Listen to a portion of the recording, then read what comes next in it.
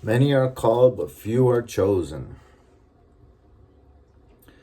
Many are called, but few are chosen. One more time. Many are called, but few are chosen. I think it's easy to deceive ourselves and think that we're responding appropriately when we're not.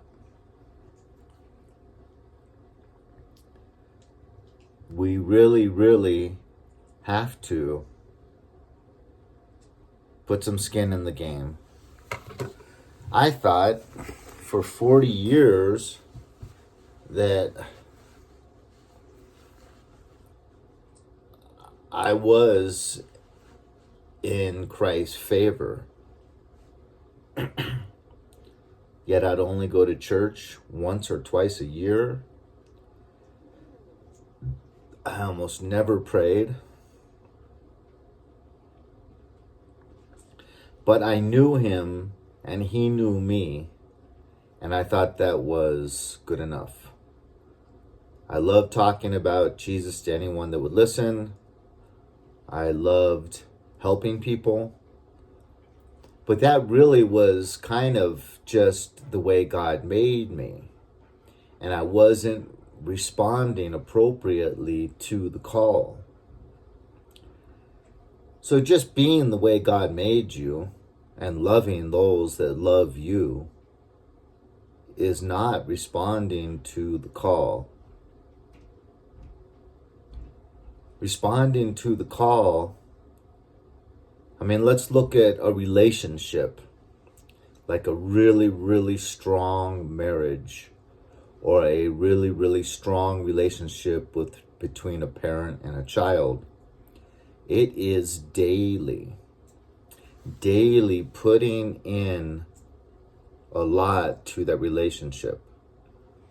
Every day, being understanding when that other person is having a bad day and falls short and is snappy with you, and maybe even takes out some anger, some displaced anger from work or traffic or whatever on you, and you can clearly see that they're using you as, for lack of a better term, a whipping boy. And not pointing that out and not getting really mad back, but just understanding that they're a human being, you've done the same thing, and kind of being the bigger man, and kind of when you could point out, you have no reason to yell at me right now. What happened at work today? Did you have a bad day? Did you have a bad drive home in traffic? And not really calling their consciousness to what's really going on, but just letting the moment pass. Peace, keeping your peace, and just letting that moment pass. So if you can do that in the moment and be the bigger man, that evening, that wife or that child is gonna be so appreciative that you didn't point out what was really going on, and they're going to apologize for you because you had strength in that moment when you were unjustly being targeted by the person. And you clearly knew, and on some level, even in that moment, they clearly knew that you were killing the messenger, basically. You were taking out your anger from something else on your loved one. Everyone does it once. Everyone has done it, let's put it that way. Because sometimes we're just in a really bad mood and we're frustrated, and someone forgets to put the cap on the toothpaste or something silly that you've seen them do before, and you explode on them. Obviously, it's like a champagne bottle getting popped.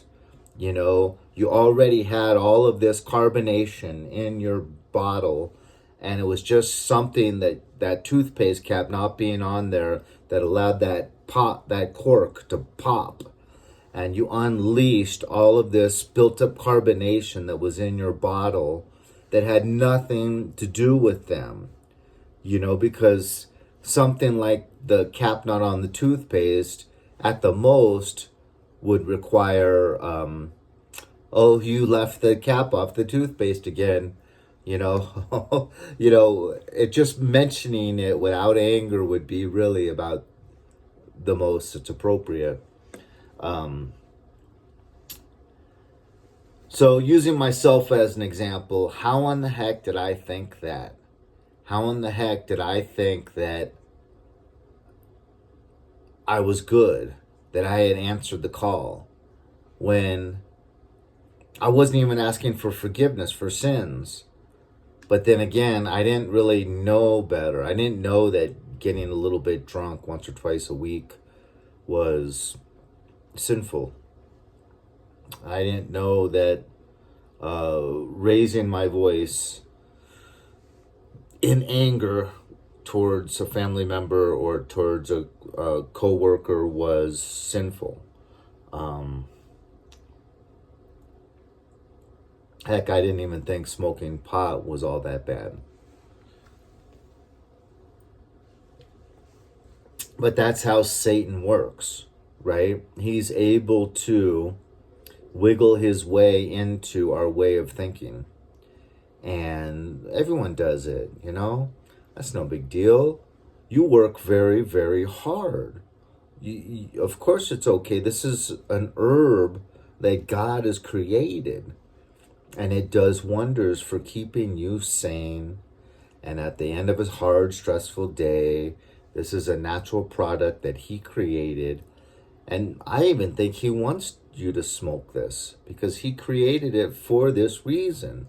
For people like you that love the Lord, that work very hard. You deserve this. So it's very easy for us to use denial, justify things in our own minds. Because, I've shared this story before, but it was about a year ago when I was really feeling proud of myself. I was going to Mass 2 or 3 times a week, saying morning prayers, saying evening prayers, and saying little prayers throughout the day. And I asked Jesus in bed in prayer, in your opinion, good Lord, I know I'm pretty happy with how I'm doing, but in your opinion, am I doing good? And I got slammed against the bed like something was on my back, and I had sleep paralysis. And paralysis so bad that when you try to say, help me, Lord, it comes out like, help me, Lord. And so that was clearly him letting me know. I was going to, confession once a month, like clockwork. That was him letting me know you're not doing good enough. But at that time, I was still messing around with marijuana. And I was drinking less, but I would still drink a little bit more than I should, maybe once every 2 weeks. And I was, drinking like a beer or maybe 2 beers, maybe 3 times a week or 4 times a week. And I do have alcoholism in my genes, not my blue jeans, but... So, he does have high expectations, but it's out of love. And he knows who he made us to be. And we don't know how far that is from where we are at. And he wants to fast track us to become who he made us to be. So, but the main thing is he does the heavy lifting. So as long as you stay prayed up, as long as you stay in the Word, he's working from the inside out, and you are changing. And when you go day to day, it doesn't feel like you're changing. But when you look back over a month, you can see big changes over like 6 months or a year, you can see big changes taking place. So it's just all about staying committed and when those trials and tribulations come, because, like the parable of the seed, the guy sowing seeds. Many hear the words and they get enthusiastic, but then when they start to grow, the thorns, basically the temptations of the world and wanting to have friends and stuff, chokes out that initial enthusiasm. And so you will see people start to fall away. You will see true difficulties just in your life circumstances, and you will go through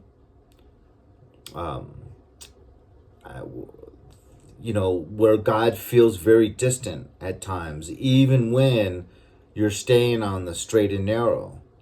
And you'll be like, why are you leaving me now when I'm losing friends, I'm tolerating trials and tribulations, and I'm praying day and night, and I'm fellowshipping?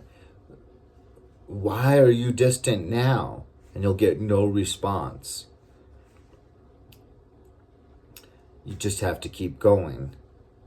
As long as you keep going, you're getting closer and closer to who and what He intends for you to be. And it's all out of love and Him wanting the best for you. That's why so many people don't like this term chosen, because they haven't put in the work. Anyone that's truly putting in the work, and come hell or high water, trials and tribulations, they may fall, but it's only for a second before they get back on the straight and narrow, and they can see the growth when they look back over a month or a year. But they do have family isolating them and friends disappearing, and they do go through the dark night of the soul periodically, and they know that they trust in the Lord even through these dark nights in the soul.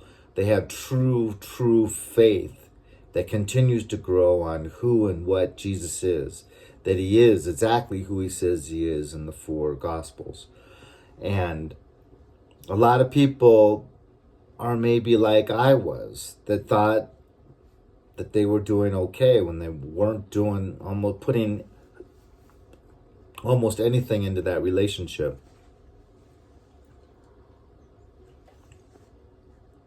So we have nothing to be afraid of when we say we are chosen. We have no shame in it.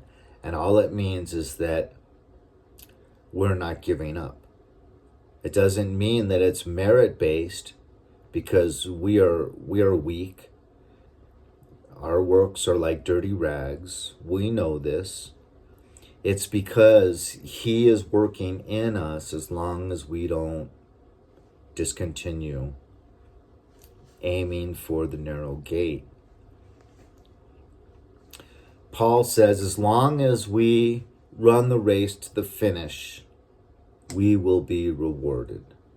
So it's not even about how righteous you're living. It's just about accepting the trials and the tribulations, losing friends, losing family, but never giving up, and knowing that it's Him that is doing wonderful things in us. And it's not merit-based, so you're not bragging when you're saying, I believe that I am chosen. It's just saying that everyone is chosen, but everyone's called, but few are chosen, right? So everyone's getting called all the time. It's just that you chose to respond to it, and even through many years of difficulty, you're not giving up. So here is to not giving up, and eventually hearing, well done, my good and faithful servant. God bless you. I hope this message resonated with someone. If it does, please hit like, share the video subscribe. Have a good day.